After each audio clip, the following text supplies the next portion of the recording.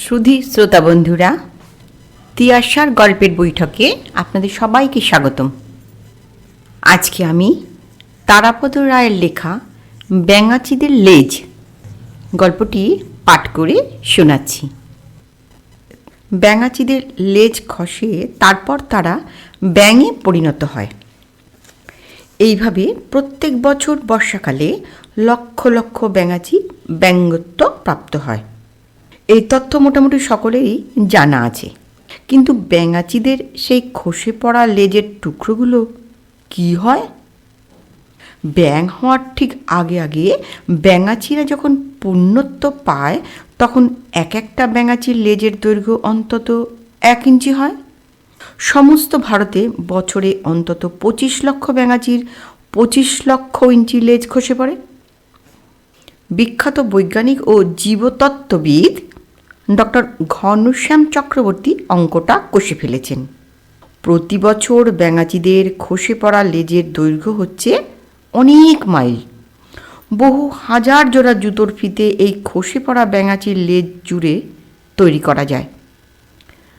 আর পাকিয়ে যদি দড়ি বানানো যায় তো সারা দেশের সারা বছরের সমস্ত রেলযাত্রীর বিছানা বাঁধা যাবে। সুতরাং ব্যাঙাচিদের খসে পড়ার লেজের অপচয় দূর করতেই হবে। এই অমূল্য জাতীয় সম্পদের সুব্যবহার চাই। যেদিন থেকে এই চিন্তা ঘনশ্যামবাবুর মাথায় প্রবেশ করেছে তার রাতের ঘুম ঘুচে গেছে। এ বিষয়ে প্রথমে ঘনশ্যামবাবু তার বন্ধুদের সঙ্গে আলোচনা আরম্ভ করেন। দুঃখের বিষয়, তারা কেউই ঘনশ্যামবাবুর মতো সমাজহিতৈষী নন। তাঁরা সমস্ত বিষয়টি শুনে হো হো করে হেসে উড়িয়ে দিলেন। কেউ কেউ ধরেই নিলেন যে ঘনশ্যাম চক্রবর্তী সম্পূর্ণ পাগল হয়ে গেছেন। এক বন্ধু তাকে এক কবিরাজের ঠিকানা দিলেন, যার কাছে মাথা ঠান্ডা হওয়ার ভালো তেল পাওয়া যায়। ঘনশ্যামবাবু এতে দমে যাওয়ার লোক নন। তিনি যেবার মাছের আঁশ জুড়ে জুড়ে ওয়াটারপ্রুফ ছাতার কাপড় তৈরি করার বিষয়ে গবেষণা করছিলেন, তখনও তার এই বন্ধুরা এই রকমই হাসাহাসি করেছিলেন। দুঃখের বিষয়, মাছের আঁশ জুড়ে জুড়ে সেই জলনিরোধ ছাতার আবরণ তৈরি করা আর হয়ে ওঠেনি। তবে এ বিষয়ে তার গবেষণা নিবন্ধ পড়ে দক্ষিণ পূর্ব নাইজেরিয়ার ধীবর সমিতি তাকে একটি চিঠি দিয়ে জানিয়েছিলেন তারা বছরে 1,500 মেট্রিক টন মাছের আঁশ সরবরাহ করতে পারবে। সেসব পুরনো কথা এখন থাক। আপাতত ডক্টর ঘনশ্যাম চক্রবর্তী ব্যাঙাচির লেজ নিয়েই ব্যস্ত। গ্রীষ্মের শেষ থেকে একটা হাত জাল দিয়ে বেলেঘাটা, মানিকতলা, বেহালা প্রভৃতি এলাকার বিখ্যাত বৃহৎ নর্দমাগুলি থেকে যথাসাধ্য ব্যাঙাচি ধরে জল ভর্তি ড্রামে করে নিয়ে এসেছেন নিজের বাড়িতে। কিন্তু ব্যাঙাচিগুলো বাঁচেনি। বোধহয় খাদ্যের অভাবেই হবে। ব্যাঙেরা পোকামাকড়, মশামাছি ইত্যাদি খেয়ে জীবন ধারণ করে। কিন্তু ব্যাঙাচিরা কি খায়, কি খেয়ে বেঁচে থাকে এ কথা কোনো বইয়েই লেখা নেই। ব্যাঙ তো চতুষ্পদ প্রাণী। ব্যাঙাচি শিশুরা কি ব্যাঙ মায়ের দুধ খেয়ে বেঁচে থাকে? ডক্টর ঘনশ্যাম চক্রবর্তী কয়েকটা বড় বড় ব্যাঙ ধরে আনলেন ব্যাঙাচিদের দুধ খাওয়ার জন্যে। কিন্তু এনে ড্রামের জলের মধ্যে ছেড়ে দেওয়ার কয়েক মিনিটের মধ্যে বিশাল বিশাল লাফ দিয়ে ব্যাঙেরা অদৃশ্য হয়ে গেল। বন্দিদশা থেকে সদ্যমুক্ত ব্যাঙ কত লম্বা লম্বা লাফ দেয়, ঘনশ্যামবাবু স্বচক্ষে না দেখলে সেটা কখনোই বিশ্বাস করতে পারতেন না।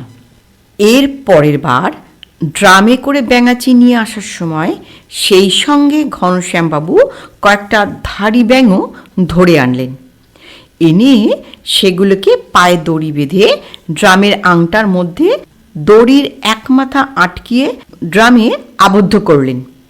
বন্দি ব্যাঙদের সে কি প্রতিবাদ শুরু হলো!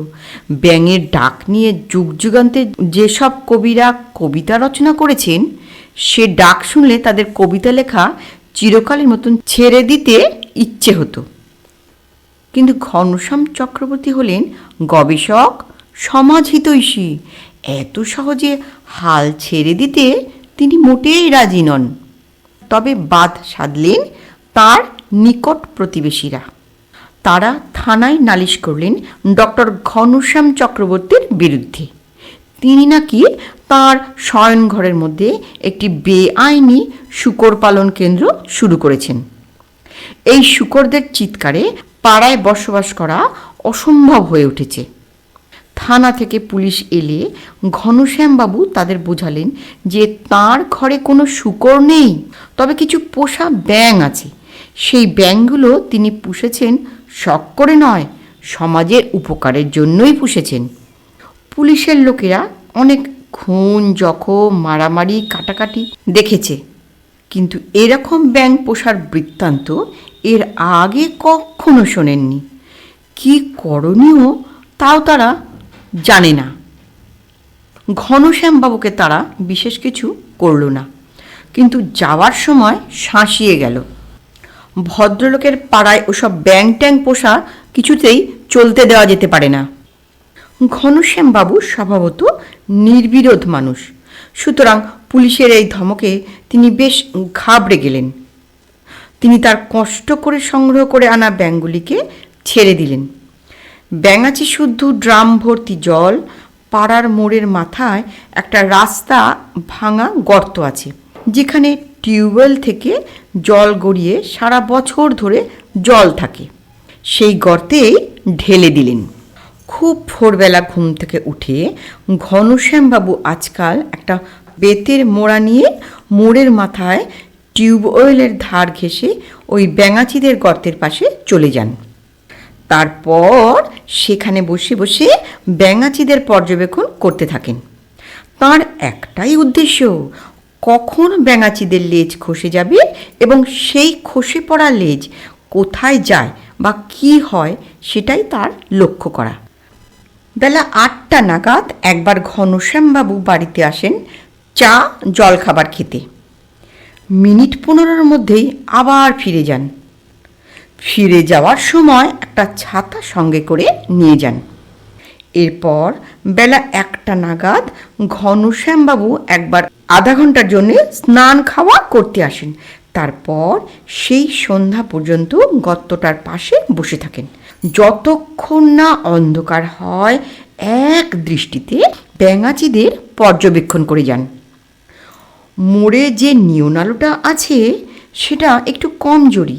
সেটার আলোয় সন্ধ্যার পর গর্তের ঘোলা জলের মধ্যে কিছু যে আছে সেটা চোখেই পড়ে না। ফলে হাজার ইচ্ছে থাকলেও রাতের বেলায় ডক্টর ঘনশ্যাম চক্রবর্তী তাঁর গবেষণা চালাতে পারেন না। মোড়া হাতে করে ঘনশ্যামবাবু বাড়িতে ফিরে আসেন। যারা ঘনশ্যামবাবুকে ভালো করে চেনে না তারা দেখে অবাক হয়ে যে দিনের মধ্যে কয়েকবার এই ভদ্রলোক একটা মোড়া হাতে রাস্তা নিয়ে যাতায়াত করছে। কখনো শুধু মোড়া হাতে, কখনো এক হাতে মোড়া, এক হাতে ছাতা। মোড়ের মাথায় এ দুটো জিনিস রেখে বাড়িতে কয়েক মিনিটের জন্য এলেও যে ফিরে গিয়ে সেগুলোকে ফেরত পাওয়া যাবে না, সেটুকুর বাস্তব বুদ্ধি ঘনশ্যামবাবুর এখনো আছে।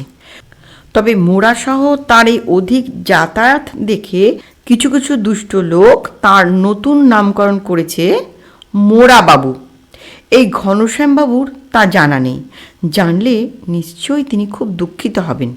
ইতিমধ্যে আত্মীয় স্বজন, পাড়া প্রতিবেশী, বন্ধুবান্ধব সবাই ধরেই নিয়েছেন যে ঘনশ্যামবাবু পাগল হয়ে গেছেন। শুধু এক ইংরেজি দৈনিকে ভেক বান্ধব ডক্টর চক্রবর্তী নামে একটা সচিত্র রিপোর্ট বেরিয়েছে। বেশ অনেকটা লেখা। একপাশে ফটোতে দেখা যাচ্ছে ঘনশ্যামবাবু গর্তের পাশে হামাগুড়ি দিয়ে একেবারে প্রায় জলের সমতলে চোখ এনে গভীরভাবে কি দেখছেন।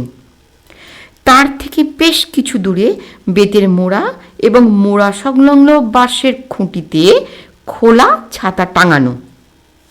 ঠিক এই রিপোর্ট বেরোনোর 15 দিন পরে আন্তর্জাতিক জলজন্তু সংরক্ষণ সহায়ক মহাসমিতি লস অ্যাঞ্জেলেসের হেডকোয়ার্টার্স থেকে এক সাহেব আর 2 মেম সাহেব ঊর্ধ্বশ্বাসে কলকাতা ছুটে এলেন। এসে তারা ঘনশ্যামবাবুকে ধরলেন। কেন তিনি নিরীহ ব্যাঙাচিদের লেজ ছিঁড়ে দিচ্ছেন। ঘনশ্যামবাবু অনেক বোঝানোর চেষ্টা করলেন যে তিনি তা করছেন না, তার উদ্দেশ্য হলো একেবারে আলাদা। আর তাছাড়া সবচেয়ে বড় কথা হলো ব্যাঙাচিদের লেজ ছেঁড়ার দরকারই পড়ে না, সেটা তো আপনি আপনিই খসে পড়ে।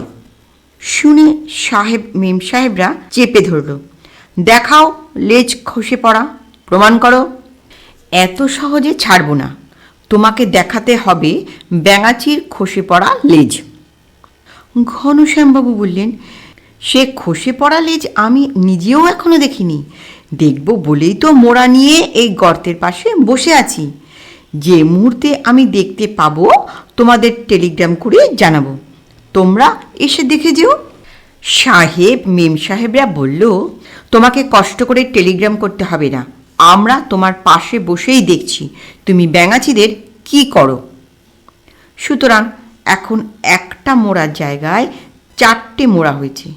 কলকাতার জনবহুল এক গলির মোড়ে রাস্তা কাটা গর্তের ধারে যদি কেউ কখনো দেখতে পাও যে এক মোটা সাহেবের সঙ্গে 2 রোগা মেম সাহেব আর এক বাঙালি ভদ্রলোক মোড়ায় বসে নোংরা জলের মধ্যে উঁকি দিয়ে কি দেখছে, বুঝতে পারবে ওই বাঙালি ভদ্রলোকই বিখ্যাত সমাজ হিতৈষী গবেষক ডক্টর ঘনশ্যাম চক্রবর্তী।